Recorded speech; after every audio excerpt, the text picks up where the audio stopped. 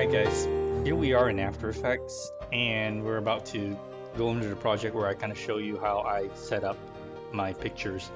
Now, a real quick disclaimer, um, you can really do this in almost any program of your choice. It doesn't have to be After Effects.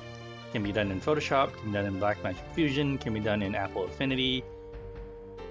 I am an After Effects artist, and this is where I am the fastest at what I do in motion design industry. Time is literally money. So aside from having one of the most powerful computers you can build to handle this stuff, you, the individual, are then the what's left. So speed equals more projects equals more time. The buttons will be different, how you set it will be different, but the thought process is the same. I go for the aesthetic, and the reason for that is when I shoot, I want you to feel something. Once something is digitized, it is ones and zeros. Once it is in ones and zeros, it can be manipulated. Then the artist's job is not to just work on and capture reality. It's your job to enhance reality. And so my pictures, when you see me do it, I'm going to give you close to representation of colors, but I'm always going to go for the aesthetic. Hopefully this helps you if you want to do it that way. If not, it's up to you. All right, I'm going to use this picture here in the example, and then I'm going to redo it and show you how I built it up. So this is the final. You can see this is the final of what the picture looks like. Now, if I turn off all of my color that I've added, this is what the picture looked like before, straight out of camera. I remember in the last lighting video I told you, if you're a compositor, nothing is ever done straight from camera. So camera was just my starting point. And I came in and I added a level adjustment to even out to kind of play with the highs and lows. And then for aesthetics, I added up 2 lookup tables, which changed the overall tone of the piece.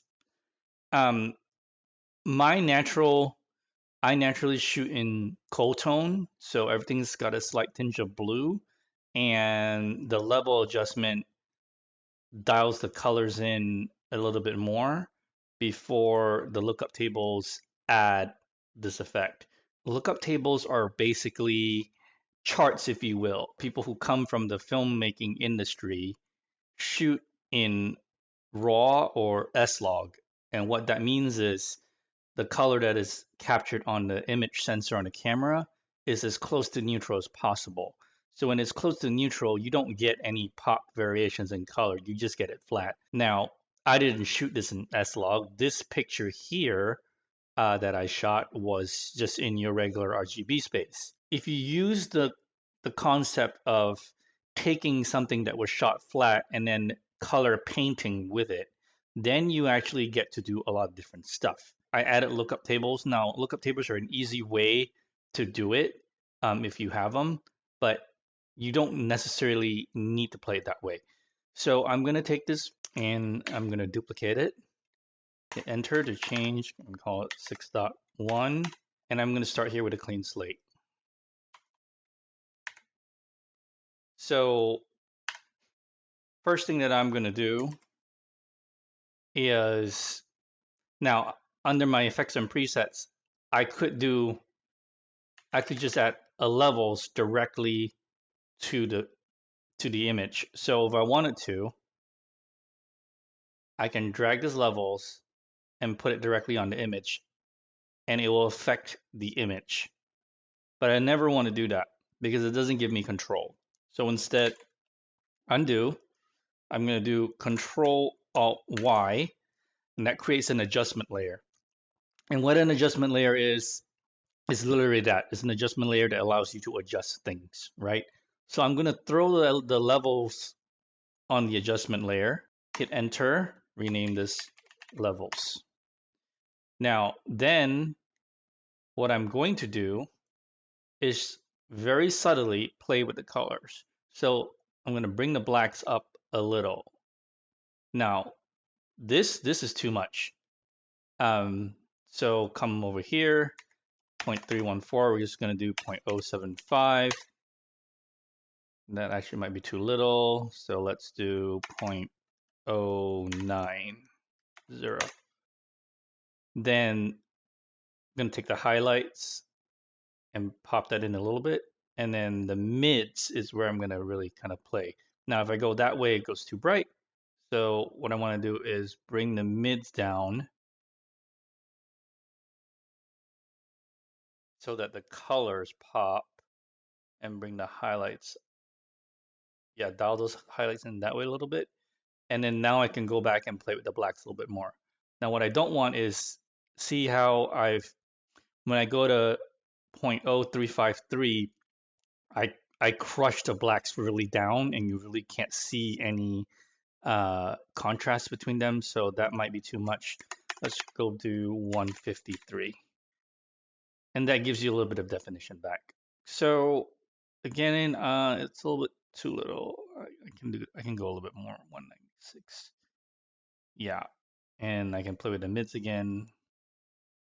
Okay, so in effect, just by this level adjustment, I get a very beautiful color saturation. It was simple, it was easy to use, and every image that you will ever shoot on any camera will require a bit of color adjustment just to get it in the ballpark. And honestly, if you were to just take this and publish it as is, this is an accurate representation of reality. And there you go. You could have just done that. If you do not have a lookup table, I'll show you another trick. And let's say you just want to add some color just to kind of blend into the background a little bit. If I do Control Y to create a new solid, I've got dark royal blue, which is fine.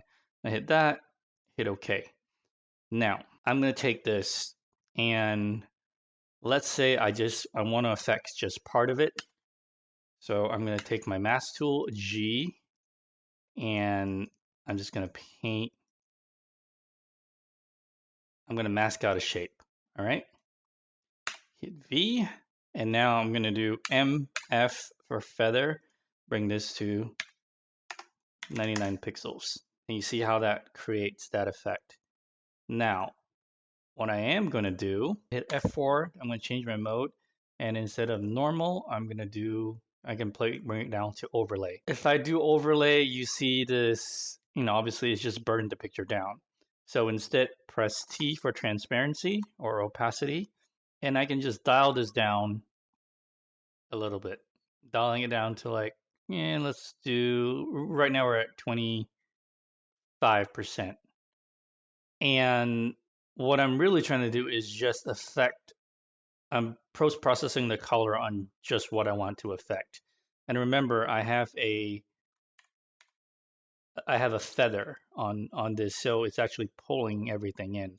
So I can add this feather to 149, and if I bring it up, you'll see how this image is being affected. So I don't want to burn it. I just want to add a tinge of that dark blue royal to it. And I can double up. I can do Control Y again. This time, bring in like a pink. Hit OK. Hit that. And press G again. And I'm going to mask out shape and do 149. And now I'm going to set this mode down to say heart light or even screen. So screen makes that really pop a lot. That's fine. Hit my transparency and I'm going to play with that down to here. And then I'm going to switch the order of that so the green affects the pink differently. But you see how this is too strong? So we're going to dial that down. Now, the other thing is this is now a little too pink in this region. So Control Shift Y allows you to change this. I'm just going to make this a darker magenta and hit OK. And now we see the way it builds it in. Now, if I don't like it in screen, again, just set it to multiply. But under multiply, I don't really see anything. All I do is just it makes it a lot darker in the red tone, but not quite what I'm trying to accomplish. So rather than do that as a multiplier, we're going to do that as, now even overlay doesn't do it rightly. Screen's good. But if I go to screen and I can dial that down. So it just kind of depends on what kind of effect I'm trying to create. If I want this purplish tone, or if I go down to heart light, yeah, let's do heart light because it blends heart light at 40%. There is now a reddish tone on this side, which you can't quite see. And it's subtle, but it's there. All this is all just set for image enhancement. And if I decide that I don't like this dark royal blue, Control Shift Y again, and I'm just going to change it into a different kind of blue. One that pops a little bit more. And now you've got a purple and blue tone.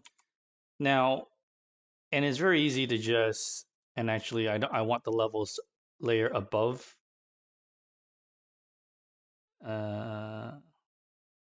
Actually, I don't want the layers level above Control Z. So if I turn this off, you'll see the layers of how I built this up. So I have a levels adjustment first. Then I decided I didn't like the natural way it is, so I painted a little bit of magenta into it just to give it gives it now these magenta-ish tones, and then I added a blue overlay, and everything's just a tinge of blue. So this is essentially how you can affect your pictures if you don't have lookup tables.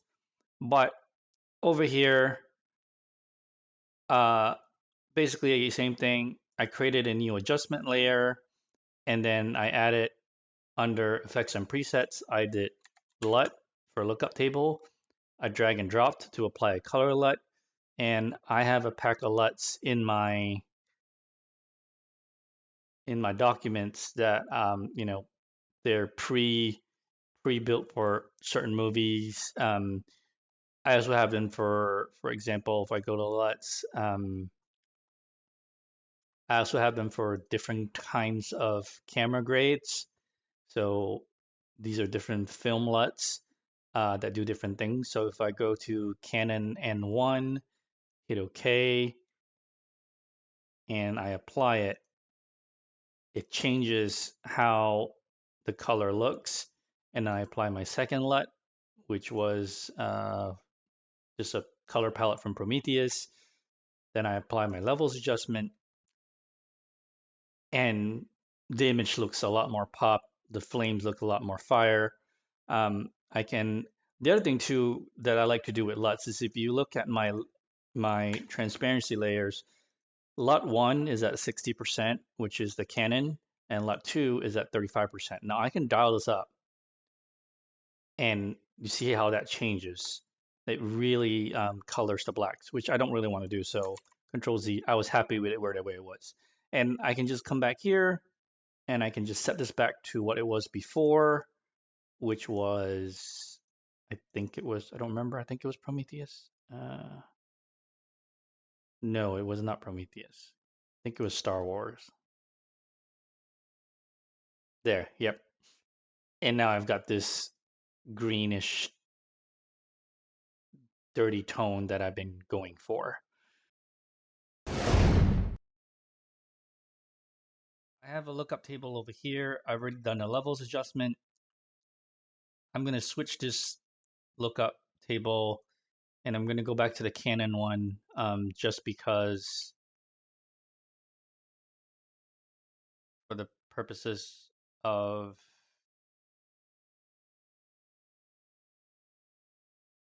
illustration. All right, so the Canon one, see how it kind of brightens everything? And let's just say I'm actually really happy with the brightness of the color. Um, and let's dial this to 80%. No, that's not do that. So it's a little too bright. So if I bring it back down to 60, the highlights are a little bit brighter, but they look good. But let's just say that I'm in this and I decide that this, I like how it's affecting the body, but I do not like the head. So this is a trick that you can do. What I do is I would use G and I would mask out the head on the LUT layer. All right. So it's only when I masked it out, you see the body's no longer affected, and now this is only the head. Then what I'm going to do is hit M for mask, and instead of add, I'm going to switch this to subtract. Now, when I do that, what happens is you'll see that the body's being affected, but the head is no longer being affected. So if I turn it off, you'll see the body's affected, head is not. But you don't want a hard edge, so MF for feather, and I'm going to feather this by, say, 49 pixels. So now what I would do is I would press this and call this LUT body, and that is affecting just the body. But then I don't want the head to be completely unaffected, right? So remember, LUT body is at a transparency of 60%. So that means I use this as a switch to decide how much strength I want in the picture. Then Control D to go to double up the duplicate, and I'm going to change this to LUT face. Now if I press M to mask again, and this time instead of subtract, I'm going to switch this to add. So now you'll see that there is a 60% strength on the body and the face. I don't need the face to be at 60%. It's too bright. So I'm going to dial this down by half to 30. And so now you'll see that there is, because they're duplicates and because they both have a feather, MF, because they both have a feather of 49 pixels, they are perfectly blended. So if I were to turn everything off and build it back up, this is the image as it is from camera. It looks a little bit washed. Levels, bakes the color in. LUT, if I turn on just the LUT face, the face is a little bit brighter. I'm going to turn off the LUT face. If I turn on LUT body, everything's brighter, face is not. But I want the face to just pop a little. And boom, there it is. Face is at 30%. So anyway, guys, this was a quick post-production video. I hope it helps. Might have gone long, but you know, how are you going to explain these otherwise? So thanks for watching, guys. Toss a like, subscribe. I'll see you guys in the next video.